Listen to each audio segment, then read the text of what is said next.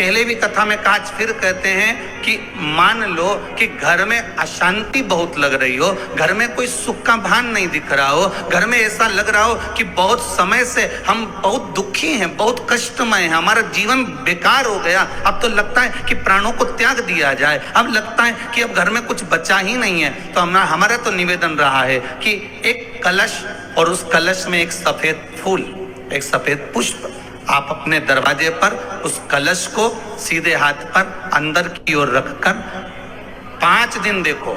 आज रखा, उसका पानी बाहर छींटो, फिर दूसरे दिन रखा, उसका पानी बाहर छींटो, तीसरे दिन रखा, 5 दिन रखकर देखिए, आपके हृदय को भी एक आनंद की अनुभूति होगी, कार्य में भी उन्नति होना प्रारंभ हो जाएगी, समृद्धि बढ़ने लगेगी।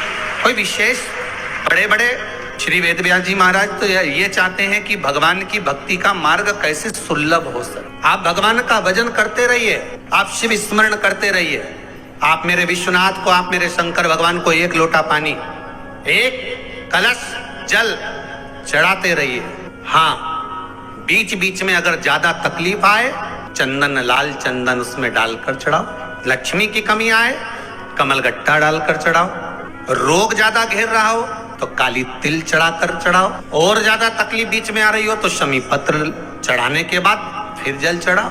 शमी पत्र का जो विधान है वो 2 बार चढ़ाने का होता है। एक बार आप किसी कामना से शमी पत्र चढ़ा रहे हो तो शमी पत्र पहले शिवलिंग के ऊपर चढ़ाया जाता है, उसके बाद जल चढ़ाया जाता है। जब जल चढ़ जाए, दूध चढ़ जाए, पंचामृत स्नान आदि सब हो जाए, उसके बाद आप देवाधिदेव महादेव की जब पूजन करें, अर्चना करें, आराधना करने जाकर जब भगवान देवाधिदेव महादेव को समर्पित करेंगे, फिर पुनः वापिस शमी पत्र, बेल पत्र फिर समर्पित कर देंगे, फिर पुनः समर्पित कर देंगे। शमी पत्र चढ़ाकर आप जल चढ़ा दो, कभी बेल पत्र चढ़ाने के बाद जल चढ़ा दो। बीच बीच में प्रयोग करते रहना चाहिए। एक बात बहुत अच्छे से ध्यान रखना, जो बच्चा रात्रि में गंदगी कर देता हो, पलंग बिस्तर को गंदा कर देता हो, सुसु कर देता हो, या रात्रि के समय पर बच्चा एकदम चमक जाता हो, या जिस व्यक्ति को रात्रि में भय लगता हो, भय लग रहा हो, आपको पहले भी कहा है कि अगर रात को नींद ना आए तो रात्रि को नींद की गोली खाकर सोने की जरूरत नहीं है।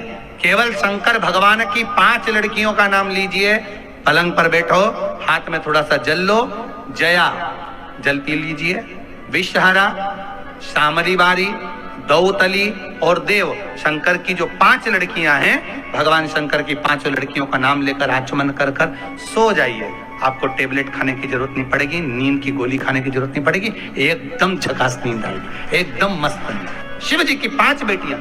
उसी तरह जिस कोई बच्चा गंदगी कर रहा है, या कोई बच्चा बिस्तर बिगाड़ रहा है, या किसी को रात्रि में बेचैनी हो रही है, रात भर चैन नहीं मिलता, कहीं स्वप्न आ रहा है, कहीं कुछ दिख रहा है, कहीं कुछ हो रहा है, उसको एक ही काम करना चाहिए हमारा, बस एक आटे का दिया बनाइए, उसमें 4 बत्ती रख लीजिए, उसमें सरसों का तेल डाल लीजिए और अवधूतेश्वर महादेव का नाम लेकर, कौन से महादेव, जम के बोलिए जरा, अवधूतेश्वर महादेव का नाम लेकर उस बाती को जलाकर उस व्यक्ति के ऊपर से स्पर्श कराकर उसको किसी भी वृक्ष के नीचे, पीपल आदि का आदि कोई वृक्ष के नीचे या चौराहे आदि का स्मरण हो, वहां पर उस वृक्ष के नीचे उसको रखवा दीजिए। रात्रि के समय पर व्यक्ति फिर कभी नहीं चमकता, गंदगी नहीं करता। अवधूतेश्वर महादेव। कोई पैसा खाकर भग गया, नहीं दे रहा, बहुत प्रार्थना कर ली, नहीं। सब्सक्राइब करें हमारे चैनल प्रदीप मिश्रा के उपाय को,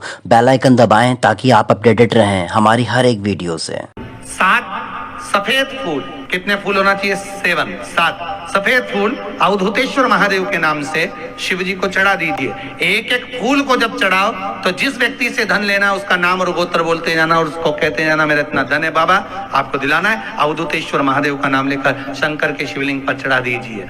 3 महीने के अंदर पैसा हाथ जोड़कर देकर जाएगा, बेचैनी होने लगती है, पैसा चुकाए बगैर रह ही नहीं सकता। अवधूतेश्वर महादेव। एक बात और अपने जीवन में उतारी है। कई माताओं ने प्रश्न, कुछ माताओं के हैं कि घर में लक्ष्मी नहीं है, संपदा नहीं है, बहुत दुखी चल रहे हैं। पहले तो आप वो जल का पात्र वाला उपाय कर लो जो पहले बताया है, वो नहीं कर सकते तो कुंदकेश्वर का उपाय करिए। बेलपत्री 5 बेलपत्र, आप 5 बेलपत्र बेलपत्री को ले सकते हैं और पांचों बेलपत्र में पीला चंदन पूरी बेलपत्री पर लगा लें। पीला चंदन केवल एक बेलपत्र ऐसी हो जिस बेलपत्री पर आप गाय का घी लगाएं। क्या लगाना है? गाय का घी।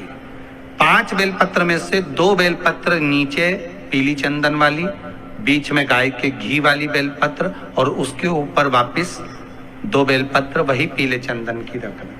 महाराज, व्यापार वाली जगह पर या अपने घर में जहां रसोई घर हो या पूजन का स्थान हो, उस 5 बेलपत्र को एक कटोरी में, एक बाटकी में रख लें और एक घी का दिया उस बेलपत्र के सम्मुख में लगाएं।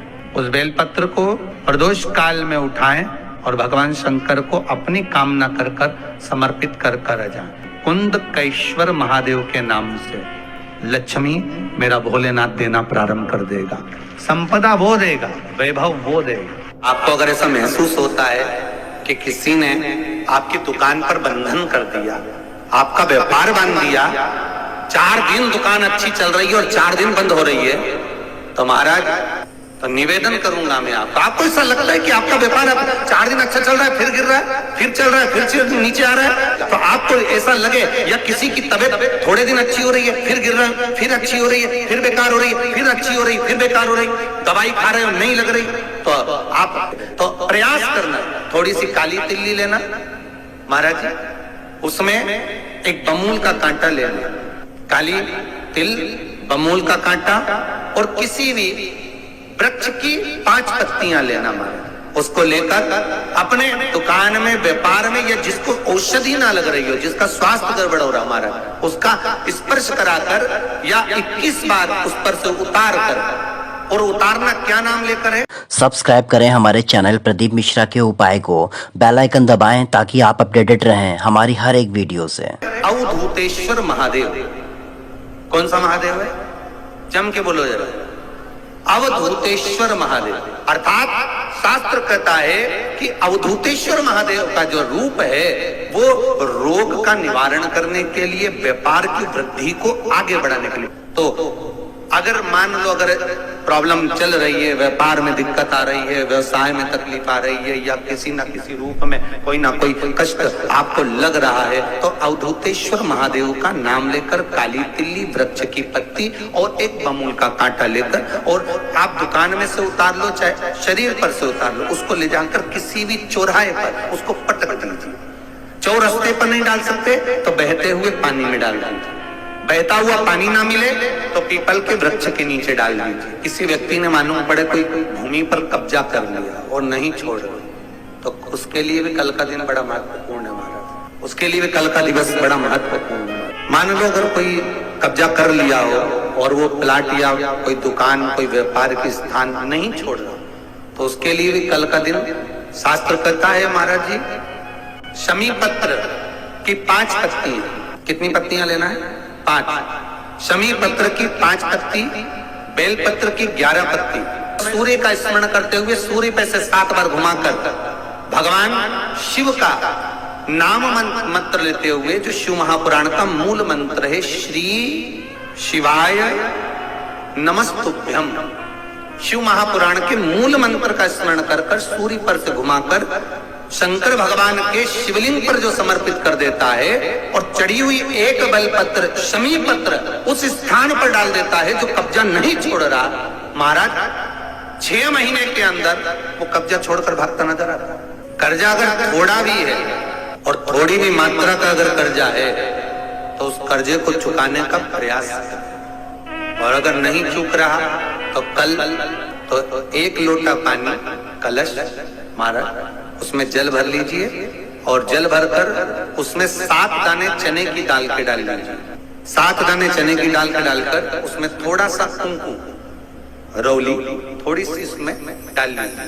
3 शमी पत्र, 1 बेल पत्र उस जल के अंदर डाल लीजिए, और डालकर सूर्य नारायण भगवान को दर्शन करते समय, जल छोड़ते समय उत्तर की ओर, आपके घर से जब उत्तर का जो भाग हो उस ओर जल का भाग थोड़ा सा छोड़े। आखिरी का बचा हुआ जो जल और बेलपत्र और शमी पत्र है एक साथ जब तोड़े तो जितना अपने मन में भाव हो कि हमारा इतना कर्जा है बाबा वो चूक जाए, या कोई पैसे नहीं दे रहा है उसका भी स्मरण कर सकते हैं कि हमारा इतना रुपया लेना है, और वो जल शमी पत्र बेलपत्र उसी समय पर नीचे डाल देना, उसका छींटा थोड़ा सा अपने ऊपर लेकर प्रवेश कर।